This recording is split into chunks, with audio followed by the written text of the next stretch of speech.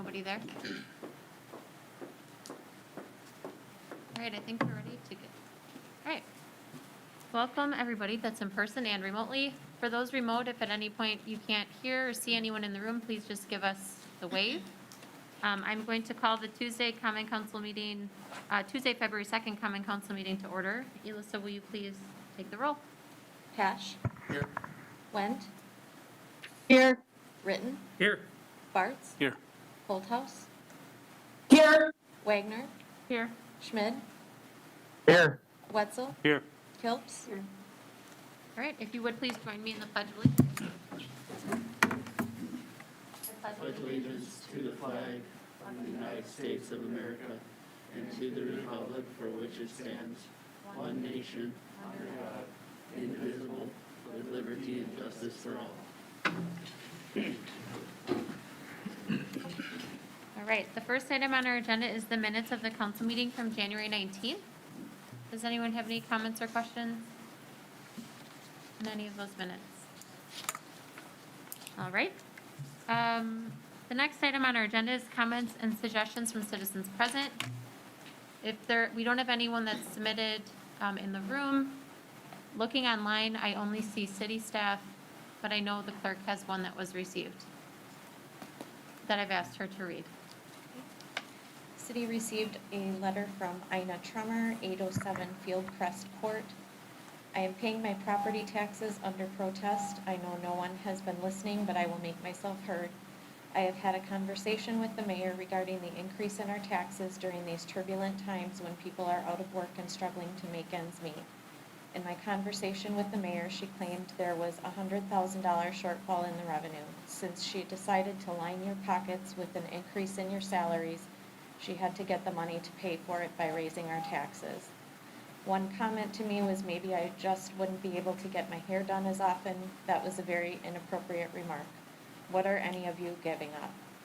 I will continue to protest every time I pay my taxes with letters, phone calls, and talking to everyone and getting them to protest. I'm going to encourage them to write or call continually until you listen to us. Maybe it is time for a new mayor and city council who will work for the people and not for themselves and their greed. Thank you. Anybody? I'm not seeing anyone else. All right. We have one public hearing this evening.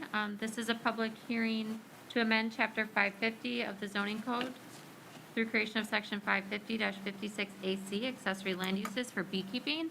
I will call that public hearing to order. I know that we have one person at least remotely and then one in the room. So Yes. Mr. Moss, do you want to, we'll start with the remote person, if you're ready? Yes, Colin, are you available to speak?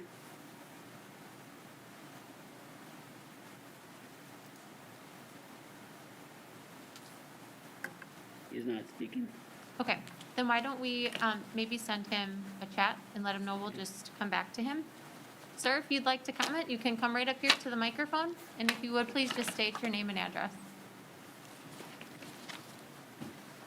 My name is Steve Drzeski. I'm West 2140 County Road NN, Neosho, Wisconsin. Now, I'm not from Watertown, but I am the president of the Dodge Jefferson County Beekeepers Association. So I was just here to give my support in favor of the beekeeping. A couple years back, we did the same thing in the town of West Bend, and I believe the town, we just passed the one in the town of Beaver Dam like 2-3 months ago. So we're here now next. So I know we have a handful of beekeepers in the club that are from the area that they'd like to be able to keep bees closer to home instead of having to travel to take care of their bees. So I'm just here to give my support and follow through with whatever I can. Thank you. Okay, thanks. Colin does not wish to speak. Okay, anyone else wishing to comment?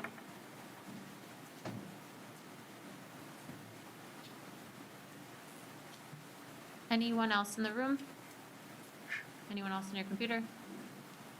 No. All right, I will close that public hearing, and those comments will go back to the appropriate committee. So I think you're good to end there. All right. All right, then, we have committee reports. We have the Finance Committee from January 25th and Public Works from January 26th. Any comments or questions on any of those minutes?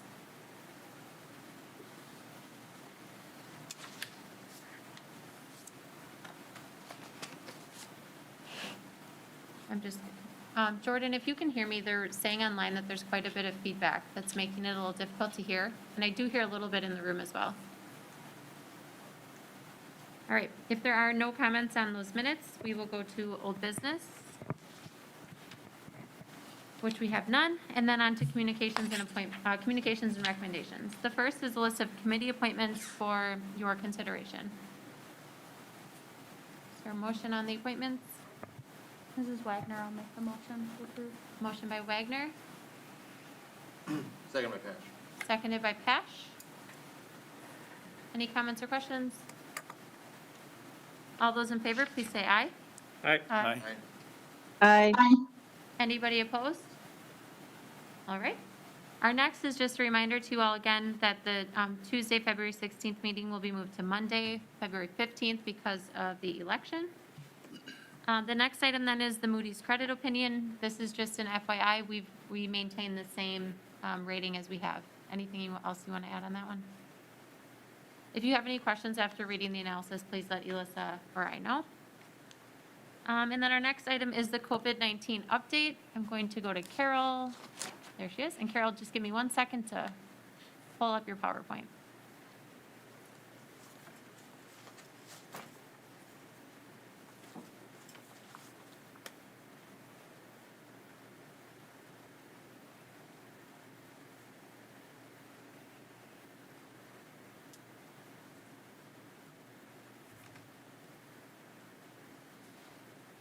Okay, go ahead. Okay. Thank you, and good evening, everyone.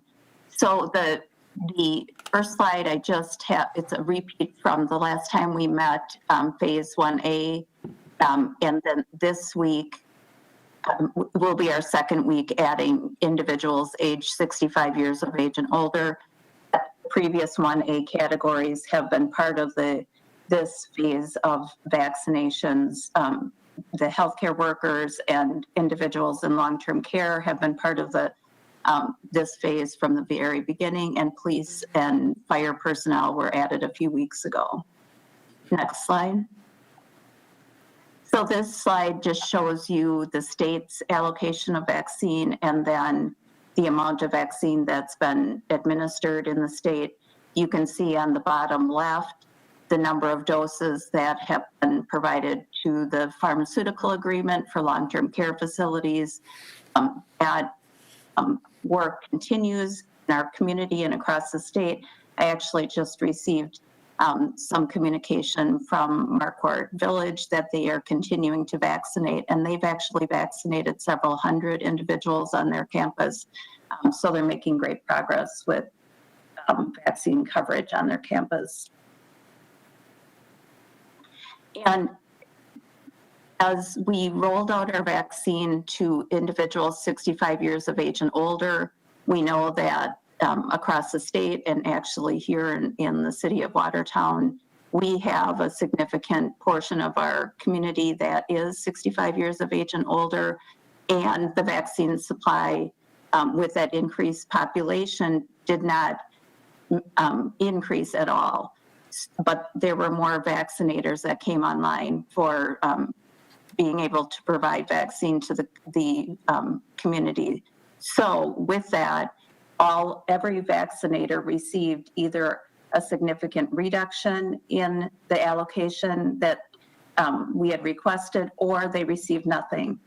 We had one provider that placed an order last week, as we're required to, and that providing clinic received no doses. So we have increased demand and an opportunity to vaccinate more individuals, but less vaccine. So I'm sharing this with you as the state health department presented information to the health community, what their goals were, that they are wanting to distribute the vaccine safely and effectively and equitably across the state. And the bottom line is we need more vaccine. I actually just participated in a call with the White House and sounded very optimistic that we would be receiving more vaccine in the next week or two. And the best news from that call was that we would be receiving a forecasting for the upcoming 3 weeks, so we could do better planning, better scheduling of appointments, with some solid knowledge on the number of doses we would be receiving. Currently, I find out sometime over the weekend how many doses I'm going to be receiving for the following week. So it's a very quick turnaround time, but we want to get the vaccines out as quickly as possible to individuals in our communities. So hopefully with changes in federal distribution and supplies, that we will be receiving more vaccine and able to provide more vaccine to our community. So to date, we have provided 818 first doses to community members, and they would be community members that would be included in the priority groups for phase 1A. Tomorrow, we will be giving our first second doses. So this is our first week of that. And then a lot of work, and I know I've said this many times, but I continue to work with our local providers on a comprehensive plan to have more vaccine coverage, more opportunities in our community. So we have a number of clinics that have come online that will be providing vaccine to their patients. And then also on the call that I was just on with the White House, there will be more vaccines coming into our community through pharmacies. And then I'll just go through the numbers with you. So to date, we've had 13,333 total investigations, 10,392 have not been a case. We have had a total of 2,448 confirmed cases, 2,378 have recovered, and we have 70 active cases. We have 111 probable cases, and then 189 suspect cases. We have 120 open contacts, and those are individuals that have been in close contact with a positive case. 2% of our positives have been hospitalized, and 33 of our community members have passed away from COVID. And then the next slide and the next couple slides just gives more of a visual of the age breakdown, pretty consistent with what I presented in the past. This particular presentation, it's new, presenting to you tonight. It includes the probable cases as well as the confirmed cases. So you can see, I know I share those numbers with you. We are seeing more probable cases. We have individuals that are being diagnosed without a test. And the provider is diagnosing them and then reporting to us that they are a case. So they are a probable case, not a confirmed, but they fall into the category, and we follow them like we would a confirmed case. And then again, pediatric cases, you can see the age groups have remained fairly consistent where we're seeing the most activity. And this slide also includes probable and confirmed cases. And I believe that's the last slide, yes. Questions? I don't have any updates to provide you all tonight. There was no use in these last 2 weeks of the emergency order. And you all are experiencing right now the biggest change. Alderperson Ritten and I will talk again at the end of this week about next steps after this meeting. So any questions for Carol?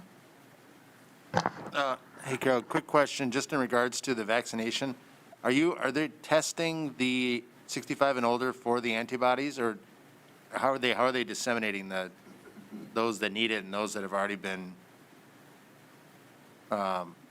naturally vaccinated? I cannot hear very well. Mayor, can you repeat that question? Yeah, so the question is, are we testing people for those over the age of 65 for antibodies? We're not doing that testing. Okay. How are we determining who should get the vaccine and who has antibodies? We're registering people who are over the age of 65 and vaccinating them. Fair, Carol? Yes, yes. Which is- Mr. Pash's microphone does sound a little empty even in the room. Yeah, it's been a while. It's probably rusty. So perhaps, yeah, and ultimately the vaccine provides a longer inoculation than if they had it. The duration of that is much shorter, right? Could you hear that one? Yes, that is correct. Okay, very good. Other questions for Carol? Ms. Geltz? Has anybody in your numbers had COVID twice? Could you hear that question? No, I could not. In the numbers that we're reporting, do we have anyone who's had the coronavirus twice? We do have, there are some people, yes. I don't have that number right off the top of my head, but we have had a few reinfections after 90 days or right around 90 days. Would you like that number? I would like that number. And then are they mild cases or are they severe cases? Do you have that data? So Carol, could you provide Alderperson Kilps that number as a follow-up? And then do you have any indication in our data of the severity of the reinfection, mild, moderate, similar? Do we have any of that even anecdotal information about reinfection?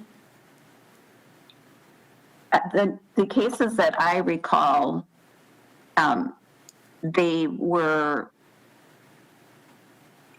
and I believe there, so many different scenarios, but most of them recovered from the second infection with an uneventful post-infection. I think, so when we provide that follow-up, we'll include a little bit more specificity around your second question as well.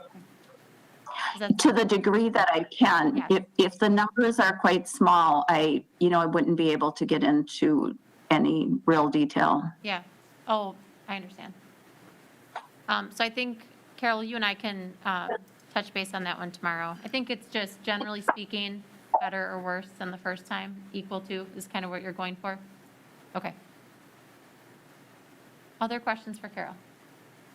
I do have one for Carol. Sure, go ahead. Carol, I'm concerned on one of the statements you made in response to Alderman Pash's question in regards to the vaccine having a longer window of inoculation versus people who have already had the coronavirus and their longevity of not getting it. The studies for those haven't had enough tenure to really give us a definitive answer to that with any kind of certainty. So I would advise or counsel, in this opinion of this alderman, before making definitive statements with the information that doesn't support it, I would caution making statements that imply that the vaccine is better than the inoculation from people who have already had it, because the data does not support either direction consistently. We don't have enough data to work off of.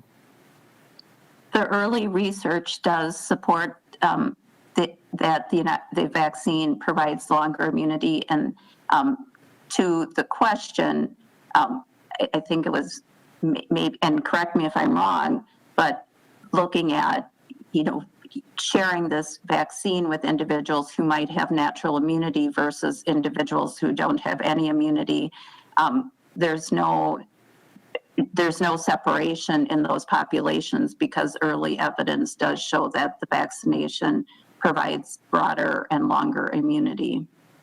And the early research also shows 46% of the population has T-cell immunity already. And that's a study that's been replicated in 4 countries. And I will be providing that study, which is a 21-page thesis overview of that study at the next Board of Health meeting for your guys' review. The other point I have that's been brought to my attention by some of the people in my district is that over the last just about a year now, or since we've been recording the deaths, we have been telling our community the only deaths, whether we intended to or not, that we're concerned about tracking or reiterating the numbers is that of COVID patients. Now, any death is a tragedy and it impacts families greatly. And a lot of families have not been able to grieve the loss of a loved one due to COVID across the country and in our own states. And it does hurt knowing how many people have suffered losses from this. Not to discredit the 33 that we had in our community from COVID specifically, but I know over the last several months, we have lost more than that in our community, and we're not bringing that number to our community to the forefront. I think we do a disservice to the community as a whole for everyone else who has lost a loved one over the last year from our community, because we're not bringing up their deaths by based on heart attacks or suicide or diabetes or old age or car accidents or overdoses. Now, if we're going to track one, we need to track all, or we need not to track it as a public display of our numbers, because it does a disservice to everyone else's families who lost somebody. And that's a growing unrest that I'm getting from a lot of folks. Other questions for Carol?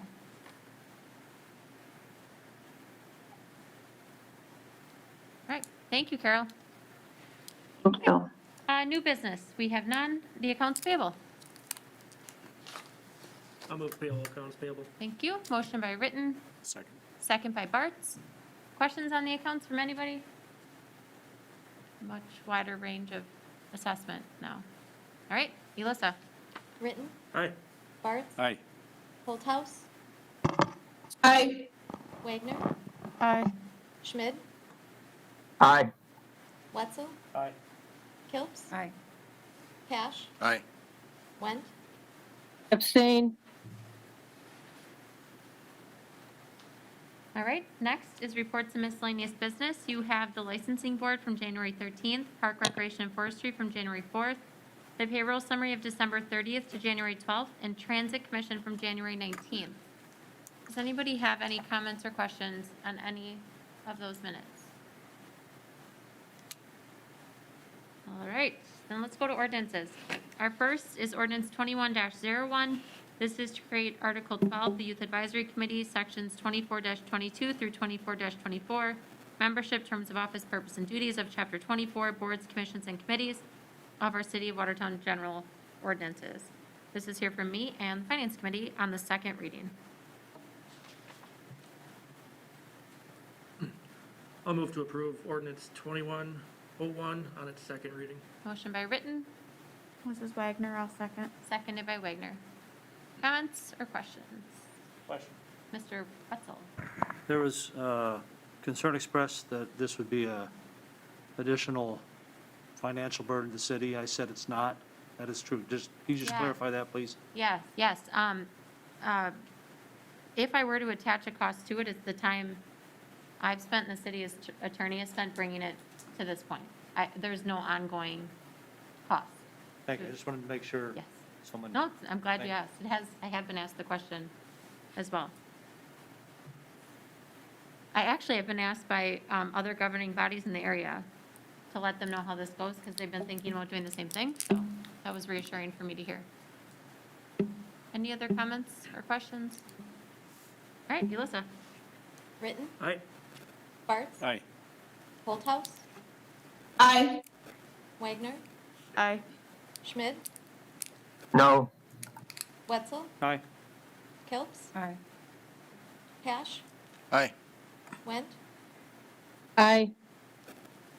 All right, very good, thank you. Next is ordinance 21-10. This is to amend chapter 550 of the zoning code through the creation of section 550-37B, paren 2, paren 1, personal storage facility as a principal land use permitted as a conditional use in heavy industrial zoning districts.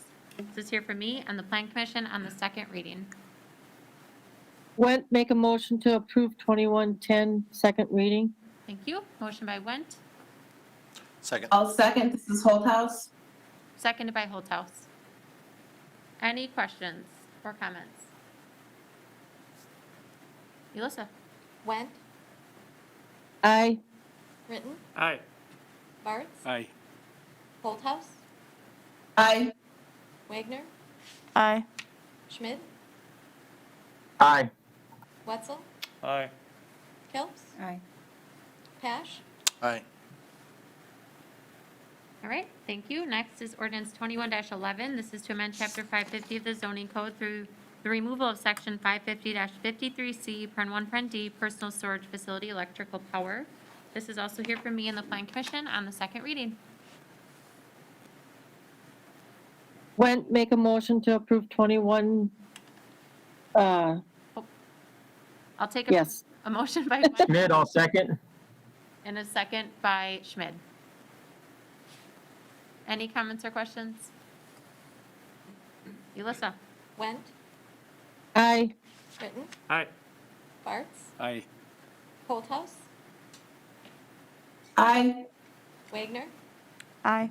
Schmid, Aye. Wetzel, Aye. Kilps, Aye. Pash, Aye. All right, very good. Next is ordinance 21-12. This is to amend section 220-1D, Pren 1, revocation and suspension of licenses. And this is of chapter 220 of the alcohol beverages and other beverages. Article 1, licensing and general regulations of the city of Watertown general ordinances. This is here for me and the licensing board on the second reading. I'll make a motion to approve ordinance 2112 on its second reading. Thank you. Motion by Written, I'll second. second by Bartz. It's now a running joke that I can't read Roman numerals. Like, my team has mentioned it to me. I watched the video. It's incredible that you can run a meeting and can't read Roman numerals. My Catholic school education kicks in sometimes, and I remember it. Any comments or questions from anyone on this one? Mayor, just a quick question. This is in regards to the first reading with the limitations of outdoor alcohol consumption, right? So this is kind of a cleanup item that came after. So because we passed that, this is essentially accounting for violating that new ordinance and giving it a point value. And then it also removes consuming outside, since it's something that we're Is allowed. allowing. Okay. Yep. Thank you. What, Chief? Accurate? Okay. Any other questions or comments? All right, Elissa. Written, Aye. Bartz, Aye. Holthouse, Aye. Wagner, Aye. Schmid, Aye. Wetzel, Aye. Kilps, Aye. Pash, Aye. Went, Aye. All right, thank you. Now let's move to resolutions then. I'd like to, if you all are agreeable, because Brad is patiently waiting, I'd like to do Exhibit 9167 and 9168. Those are the last two on your agenda. Is there any objection to that? I'm seeing none. So let's go then to Exhibit 9167. This is a resolution authorizing the issuance and sale of $3,320,000 worth of general obligation promissory notes. This is here for me and the Finance Committee. I'll make a motion to approve exhibit 9167. Motion by Written. I'll second. Thank you. Seconded by Pash. Brad, would you please just give us a quick summary of what we're voting on here? Sure. This is the vote on the capital financing for the city's capital projects this year. The really good news on this is that the interest rate that's going to be locked in with adoption of this resolution is 0.91%. So, and that's for for an issue that has final payment out in 2031. So, very attractive interest rate tonight. Thank you. Any questions for Brad? I do. Now, Brad, that interest rate's locked in for the entire length of the loan, correct? Essentially? Yes, that's correct. It's a fixed interest rate and it's locked for the entire term of the loan. Do we have any prepayment penalties in the event we can actually pay it off early? The first eligible prepayment date is 2028. So up until then, you won't be able to prepay this debt, but you can prepay the 29, 30, and 31 maturity beginning in 2028.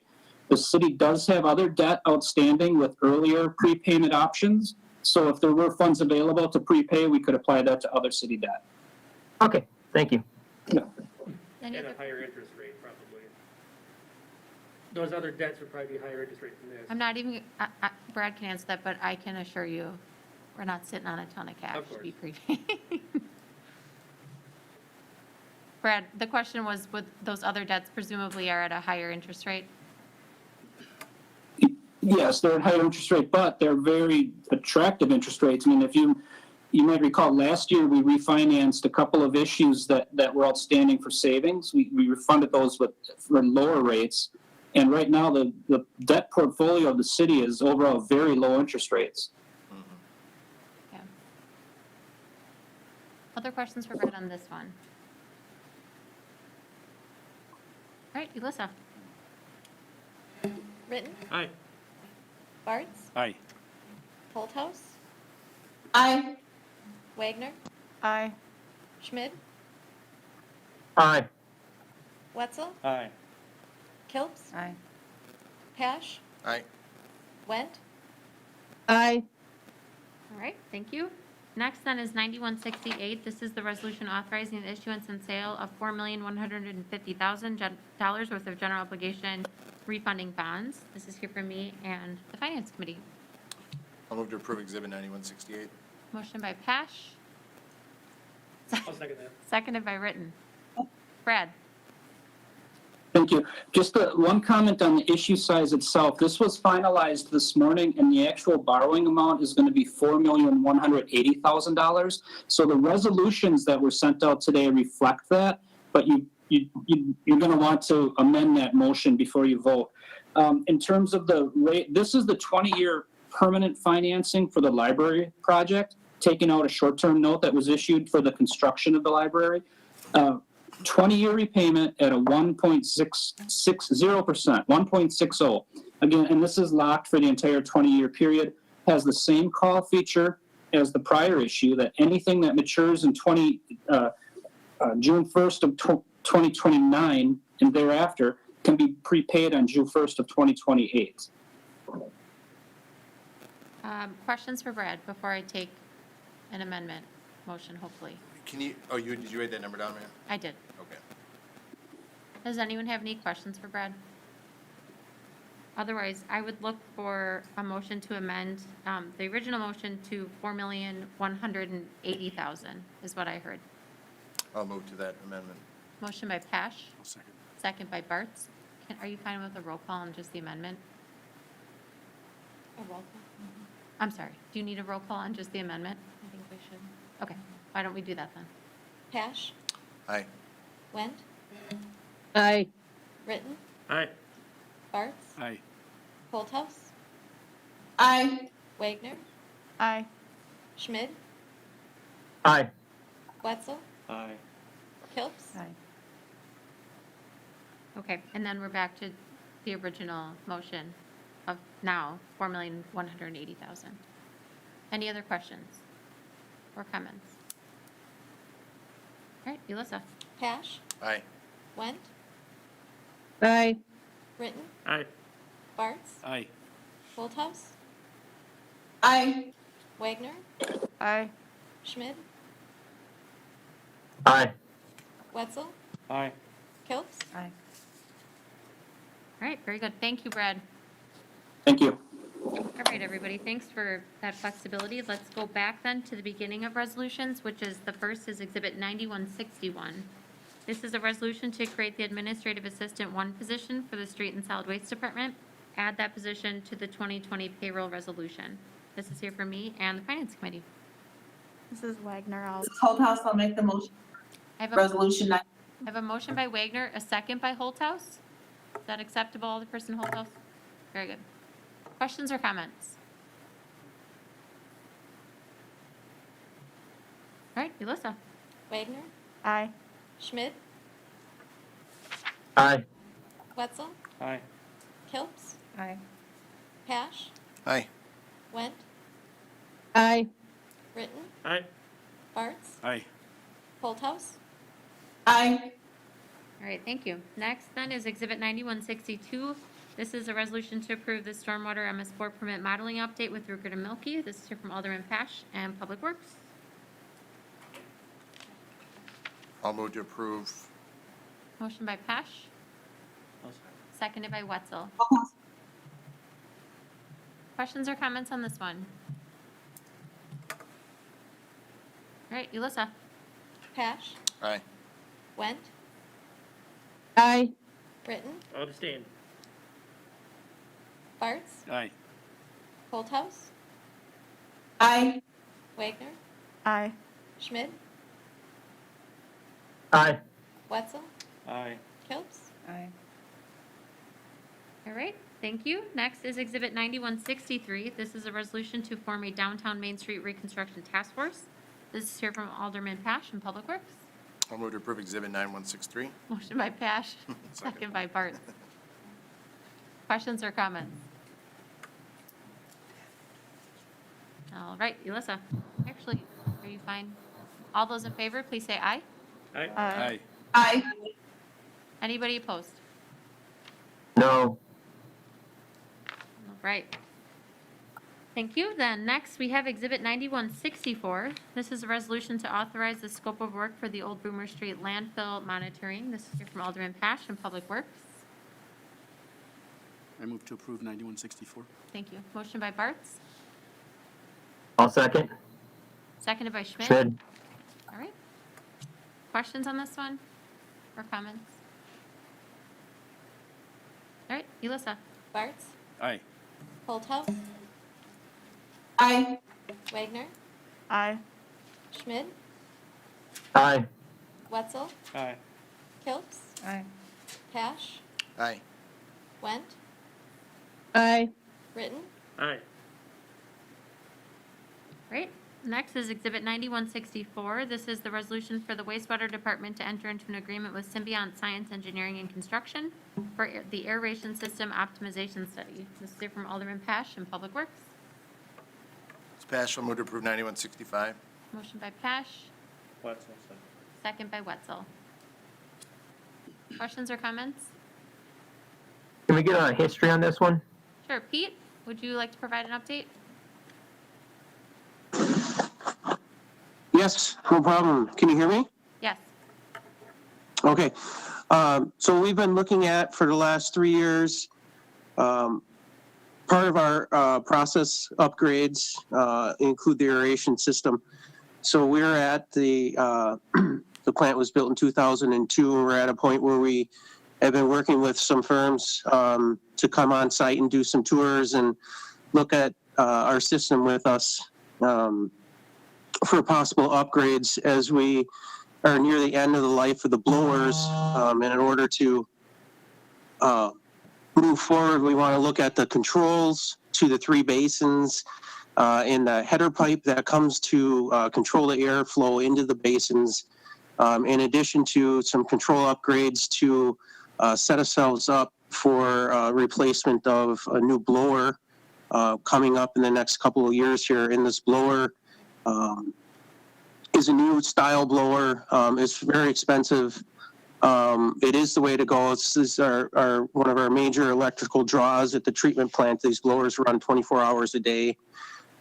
So this study is going to look at changes to the aeration header, automated valves, as right now it's all manual operated and it's very difficult to control the airflow to our target dissolved oxygen to the basins. They're very deep and large basins with minimal control points. So we have 3 feed points for each basin. So we want to look at this entire system with this study to determine the changes we need to incorporate with controls and valves and a change to the header line to set us up for a new blower and then tie into the SCADA system moving forward as we anticipate this project stepping into a larger one.